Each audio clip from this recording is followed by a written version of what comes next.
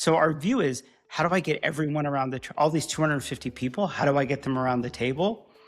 I may not be able to get them individually, but I can get their agents around the table to solve the problems.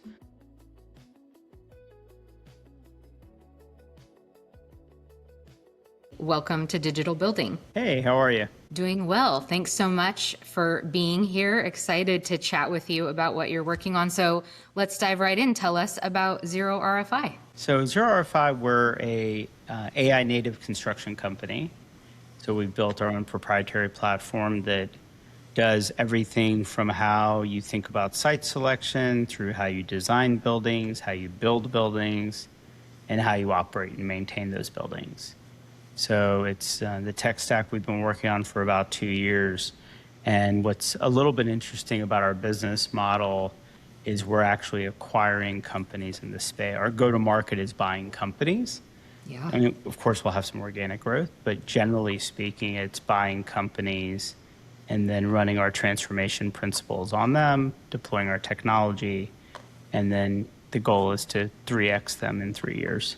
Excellent. Okay, so I have lived in the AEC world for a really long time, and I'm curious, as you're buying these companies, how is the talent within these companies managing this new stack that they're being presented with? It's a different kind of talent that's needed, or not?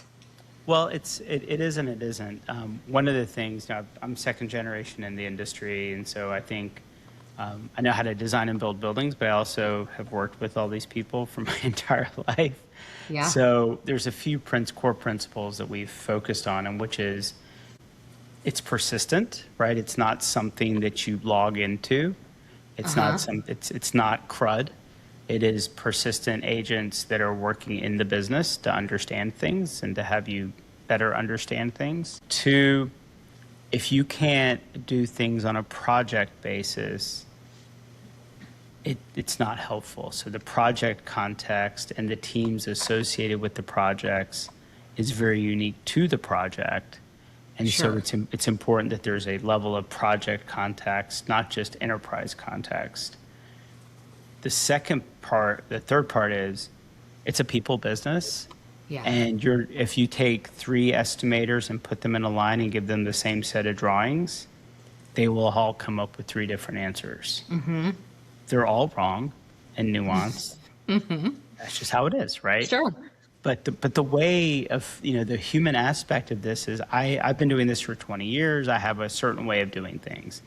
So what we essentially do is embed their certain way of doing things as their kind of, I hate to use the term, like a digital twin of sorts, that they are able to participate in understanding the project. So one, they understand what it's doing. Everything's fully auditable. Like, oh, it read this spec. Why did it read that? I can go back and check my work. I can iterate my skills. I can integrate, a series of skills. And so from that perspective, I think people start to understand, like, we're not trying to replace you. We're trying to extend you. We're trying to expand how you do things.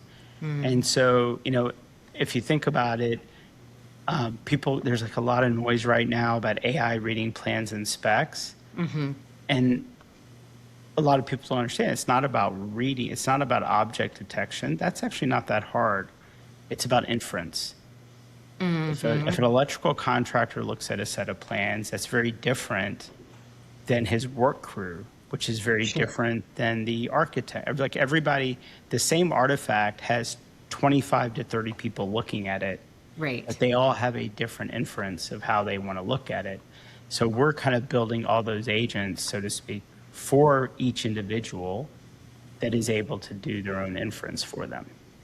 Oh, interesting. Okay. Wow. That's definitely a lot of work. Maybe we can back up and so let's say I'm a developer and I don't know, I want to develop, maybe we keep it kind of simple and say like, we want to develop an apartment building, like I probably more simple than a hospital perhaps. Right. So maybe we use an apartment building as an example. So how would you, gather the team? How would that team look, and how is that going to be different than how it would normally be done? Right. So at the beginning, we basically say, let's talk about site selection, right? And so we're able to pull in all the data and information required based on their financial model to see if the deal pencils, right? Is this deal going to work? So does the financial model work? Then we look at it and we say, okay, well, now let's get all the diligence information, zoning, et cetera, geotechnical, environmental data in it, and understand what those risks are. And sometimes there's, zoning risk. What's great about where things are now, you can get a lot of data. So wherever it's being built, what's the average permit time? How many permits, how many variances get approved, and how many variances get denied? So you can start to analyze and understand those things.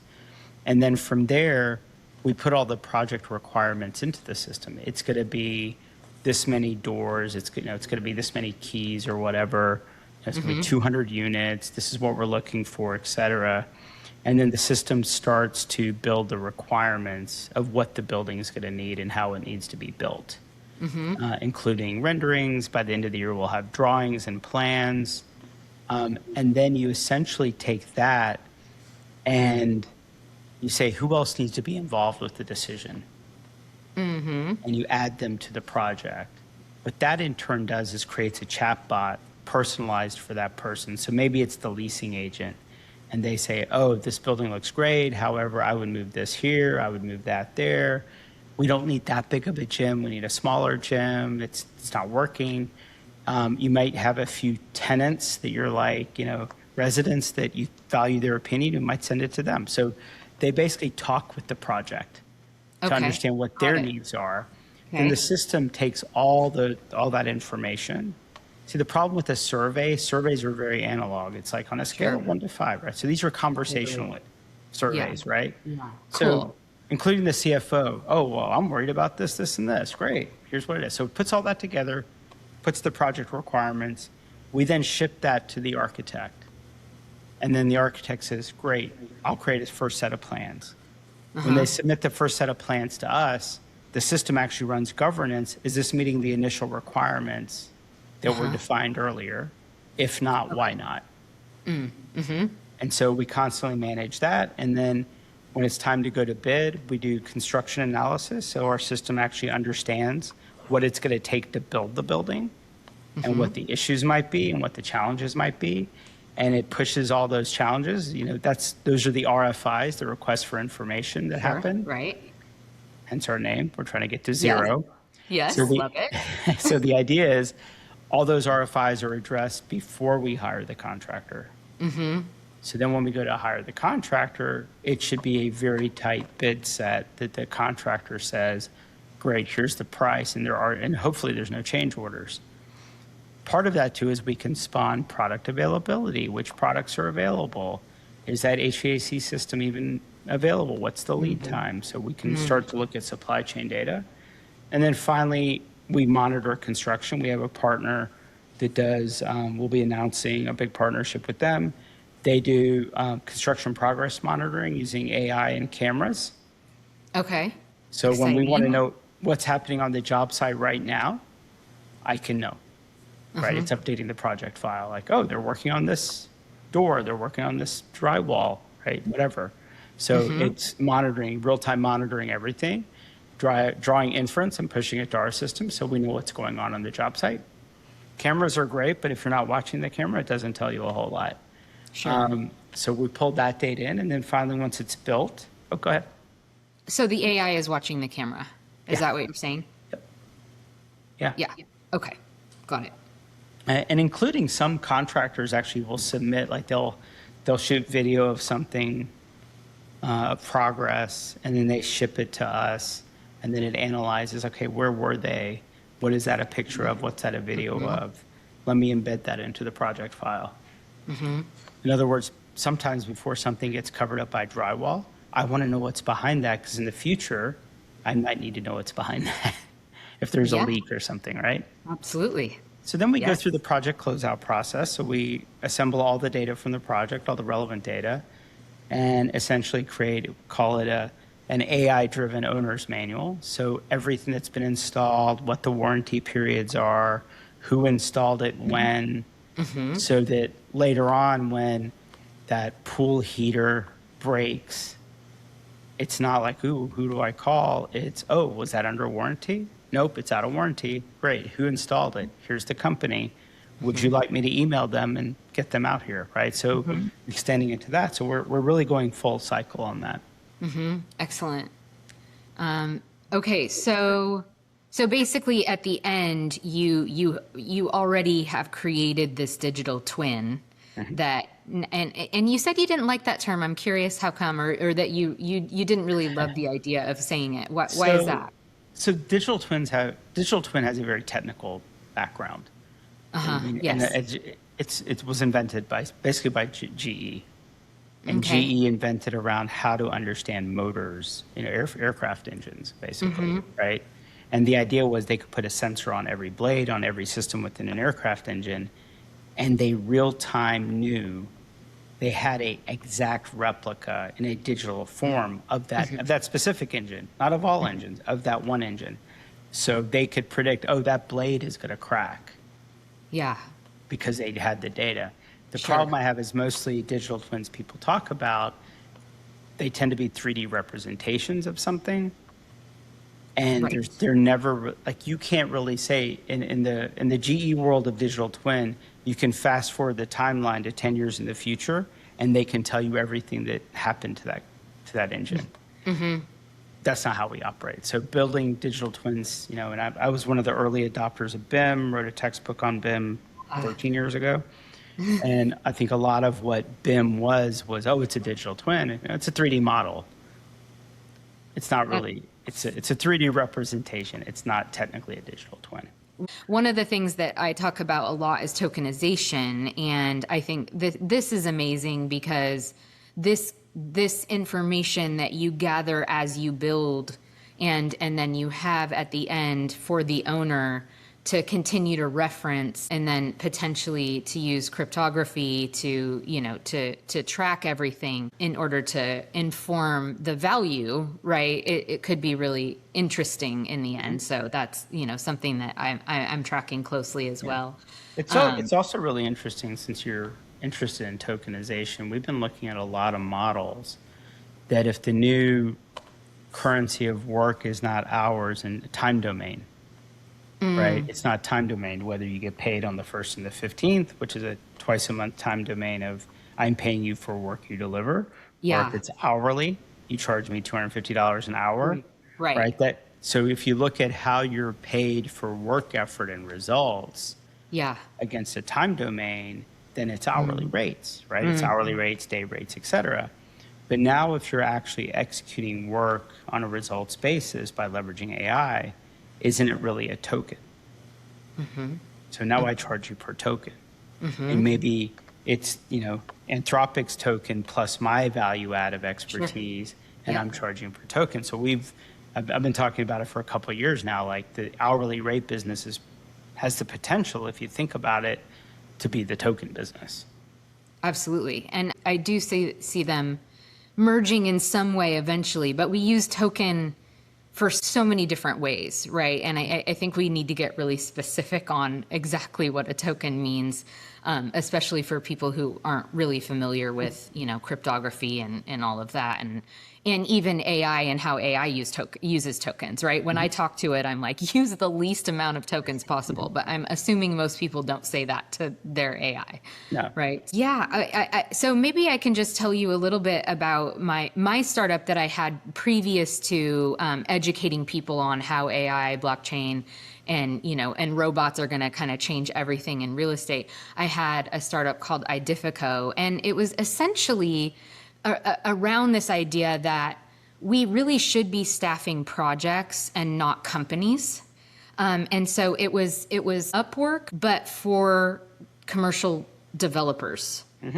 So, could immediate, and so I feel like what you're working on, and this was pre-AI. My idea was born pre-AI, right? Or maybe like right around the same time AI was starting to come into, fruition. So I just absolutely love the idea. It makes so much more sense. And so I'm just a little more curious about, you mentioned the talent. We're not trying to replace them. That's not the idea here. But what are you seeing as you watch how the talent is working with AI, and maybe we can get even specific on a couple of, like, maybe it's a PM, right? Because you're not employing the actual GC PM, but you're serving as an owner's rep who Yep. you would still have a construction manager on staff, right? That we're managing, yeah. Yeah. So how would like a construction PM, how are they working with the AIs now? So when we think about like value creation, right? I think some of this AI narratives become very focused on like, okay, we're going to reduce expenses, we're going to reduce time, all these things, right? And what we've really said is, if you think about the layers of cake in construction, right? It's really what you're paying for is risk. You're buying an insurance policy, right? That's so right. As an employee, I forego upside by the consistent payment on the 1st and the 15th of getting a salary. So my risk is low. If I'm going to be an independent consultant, I might charge by the hour, but then my risk is I have to get enough work and have enough time and manage that out, right? So if you look at every piece of what goes into construction, everybody's managing risk. If you didn't have to manage risk from a subcontractor, why do you need a GC? I actually have a client right now that's being their own GC because they figured out on a $5 billion project what they were going to pay a GC. They're private equity people. They're like, oh, we know how to underwrite that risk. Yeah. Right? So to your point, a project, I have this saying, I say, there's no such thing as an enterprise in construction. The project is the enterprise. Going and trying to convince a GC, you should buy AI tools because you'll be more efficient. Great, you'll get invoices out faster. Like, it's at the G&A of all these businesses, whether it's engineering, construction, architecture. G&A is just a capture agent for project cash flows. That's all it is, right? Yeah. And so you have to make impact on a project. So on a project, much of the risk you think about, so in practical examples, right? Architect sends me a set of drawings, it doesn't meet the requirements. I'm responding in minutes, not in days, right? Because keep in mind, TikTok, every day costs money, right? That's and right. so what that does is it actually allows the architect to be more profitable, because what they'll tell you is, we spend all our time waiting to hear back from the client and get feedback, and I can't necessarily deploy my team. We don't know when the feedback's coming. So what we're de-risking is this boomerang effect of content and infra. Oh, and I always tell people from outside of the industry, have you ever worked with a graphic designer to get a logo designed? And they're like, oh yeah, oh my God, it was miserable. Now do it on a $250 million construction project, and instead of a graphic designer, it's an architect. Yeah. Right? He said, I need 250 unit apartment complex. Why did you come back with 240? Yeah. Okay, great. And the next year, why is it 250 now? Like, what am I not communicating to you, right? And so that round tripping costs everybody money, besides the cost of capital that a developer deals with, including that own architecture firm, because they're not being profitable. They're getting people to work overtime. So you think about, if you get the waste out of every step of the process, Yes. that's the goal. That's the value creation that happens. Absolutely. It's so exciting. What are you seeing for schedules tighten?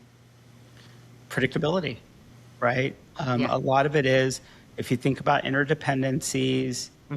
So there's this thing in the industry, if you study, right?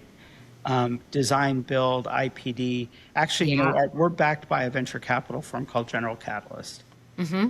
When the CEO of General Catalyst and Paul Kwan, who I work with closely at General Catalyst, they said, KP, what are you trying to build? And I was like, I'll tell you what, I'll write you something up. I wrote up a 2-page memo, and it was basically the theory of change for construction. But the first page was a history lesson on the master builder.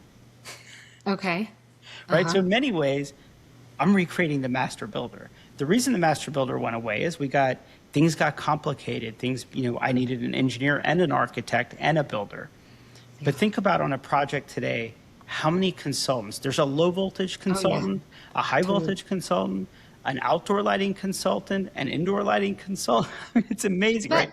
But it's important to point out like the reasons why those exist, right? Right. I mean, you mentioned design build, and the reason I am very familiar with that is because I used to be super involved in building in my local community. And so the schools were obviously, they're the biggest promoters of, all of those layers because they have to, right? Like, and so I think obviously regulation is a huge part of this. And so, sorry for interrupting you, but that is that's something that has to be acknowledged as well.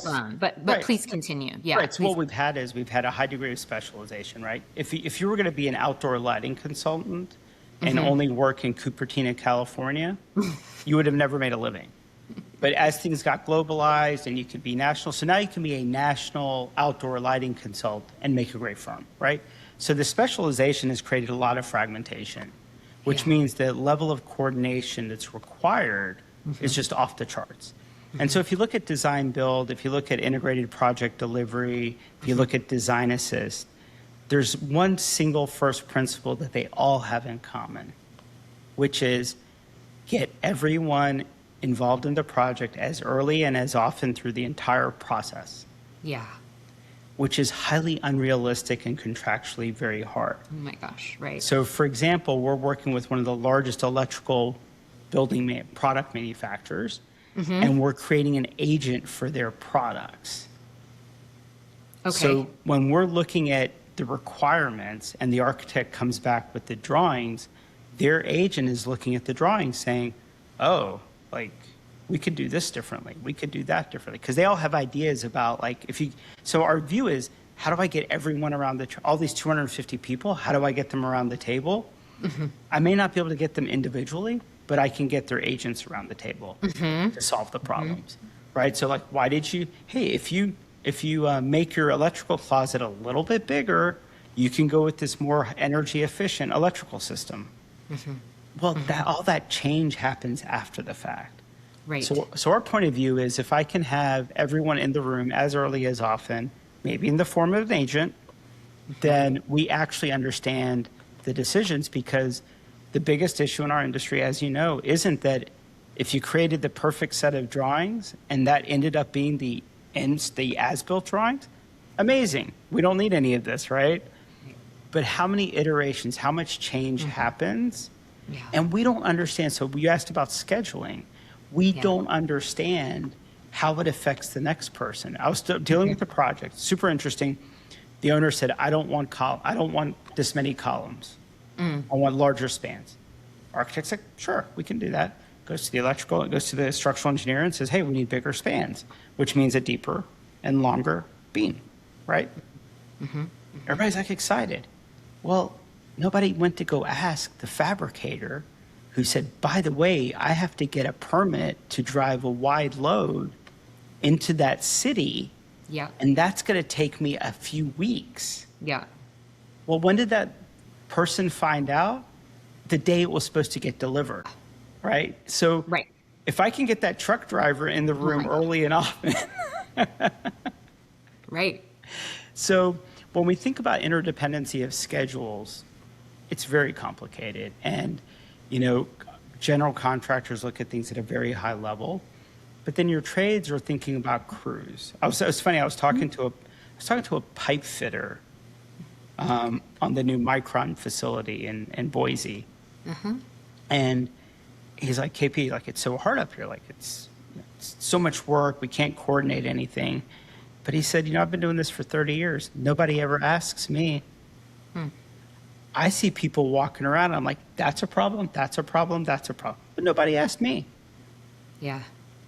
I was like, can I create a skill file of you? Seriously. No, exactly. And that's what I love is to say, okay, and now we're going to create an agent of you because what you do on site is important. Right. And what you're contributing to society is important. And, I mean, it really kind of levels the playing field. You know what I'm saying? Like mentally for everyone. I could see that. No, and and you made the point. I write a lot. I write 1,000 words a day and publish a lot.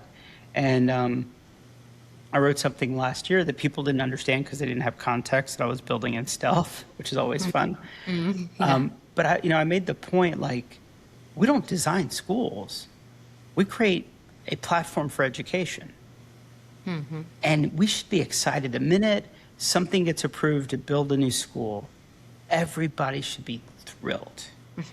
And we're all thrilled for about 15 minutes. And then the chaos starts. And then everybody's just mad. And I always tell people, we don't complete projects in our industry. We just abandon them. It's like, that's good enough. Like, that's good enough. Let's just move in now. The school starts in the fall. Like, we just need to go, right? I really just don't care anymore. Just get it done, right? Right. That's the end of every project. And it's horrible because we're building the fabric of society. That's right. If you think about spaces and places, what did we learn from COVID? Like, we need places and spaces. It's important for us, right?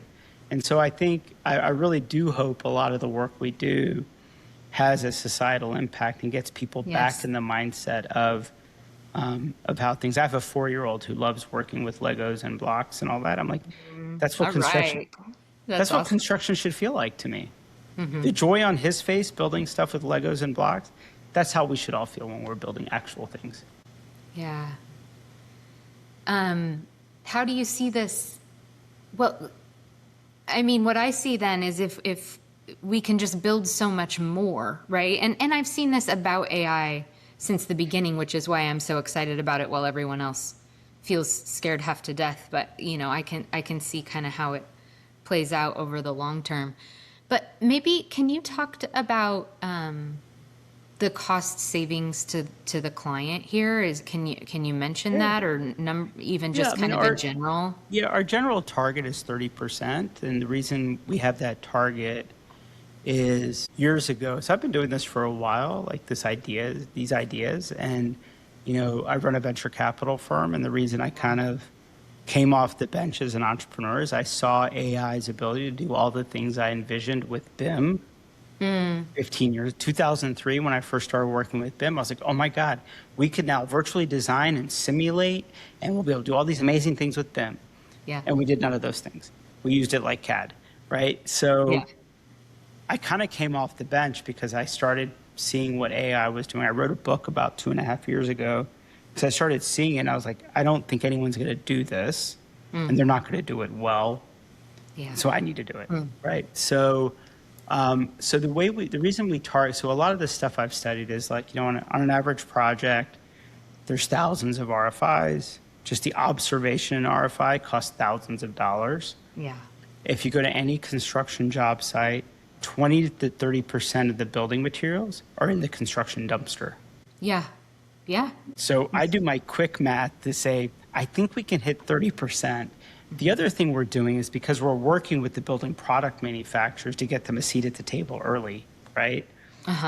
We're starting to cut deals with them to say, my owners get a discount. We get a rebate. The reality is people don't know in the building product industry, they do provide rebates. Do you know who those go to? They go to the general contractor. Yeah. They don't go to the owner. The general contractor, oh, you do a lot of business with us. And those rebates could take the form of a golf trip, money, like all the various things, right? And so what I'm doing is kind of saying, hey, building product manufacturer, we'll give you a seat at the table. However, in return for that, we want a better deal. And I'm going to pass that directly to our owners. That's awesome. Do you follow tokenization like from the crypto side at all, or are you following any of that? I have, in the venture space, there was a time there where we were getting inundated with deals of tokenization of mortgages, tokenization of second mortgages. I would say that's my exposure has been more around how do we think about financial transactions. I built a business plan several years ago around tokenization of construction payments because, the whole idea of like lien releases and payments, why can't we put that into a smart contract? Right. And so that a sub just gets paid when things click, Yeah. everybody just gets paid, right? That's right. Instead of Yes. like chasing down the GC, like, hey, what's going on with my invoice? I thought we Right. got that. Like, you know, all of that, right? So I did study that. I tend to study things in my swim lane, which is construction. Yeah. Well, that's why I became well, there are many reasons why I became kind of obsessed with it all. But, you know, that was the biggest one, was the smart contract. So what made you decide to abandon that project? That's a lot of the reasons why I abandoned a lot of projects is getting to market is impossible. So one of the strategies I have by being, if you think about us as being a mega owner, right? An enlightened mega owner, that if someone comes to me and says, hey, I have a better way of doing payments, we're actually talking to someone right now, I have a better way of doing payments, I will actually take the time to learn and understand from how it creates value to the owner, right? And if I Got want it. to, then I just write it into the spec. This is what we're doing, right? Yeah. The problem is, if you look at the fragmentation in the industry, if you have to go sell that to a GC, oh, let me see, I'm not sure, we've never done this. But at Right. the end of the day, everyone's boss is the owner. And as the mega owner's rep, that makes me like anointed to be their boss, right? To be the boss. So we Yes. have better opportunities to deploy. If you think about so much of the like construction tech that creates value for the owners, but is actually bought by the general contractor, there's a real question, like, is the general contractor getting value and not passing those savings on to the owner?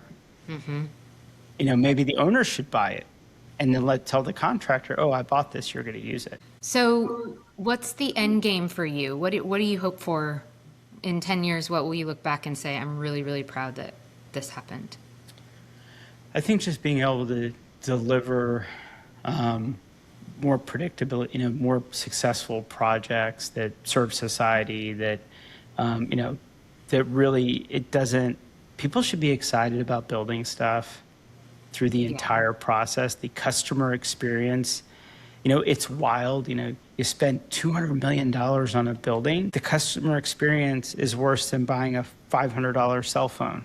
Oh my gosh, right? It makes no sense, right? So I think I want people to start getting excited about building. I want people to start getting excited about not cookie cuttering buildings, right? Like, oh, let's build it the same thing over and over. We invest in this company called Monumental Labs up in New York, and they use robots to create stone sculptures. And people Okay. were like, why'd you invest in that? That's strange. I'm like, we need more art and culture in our lives. I know. We need less big glass boxes. I love Yeah. a big glass box. I just don't want everything to be a big glass box, right? Right. So I actually like a lot of modern art. I used to work for Frank Gehry, so Wow. I appreciate all levels of it. But I think we've gotten to where society, when we think about our spaces and places, if we just keep cookie cuttering stuff and not thinking about the details, I really want there to be some inspiration and joy in trying to build things and build them well and not knock them down constantly, and really have a good understanding of that.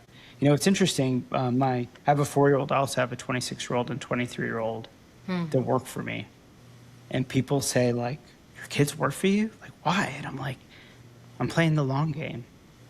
You know, the real reality is, how much of this am I going to see? Like, I think we're playing the long game, and I want to make sure that the vision philosophy of what I'm thinking about sticks around. And my kids are very, very smart. I'm not sure why I'd let someone else hire them and take advantage of them. I'll take advantage of them. Yes. Love it. Love it.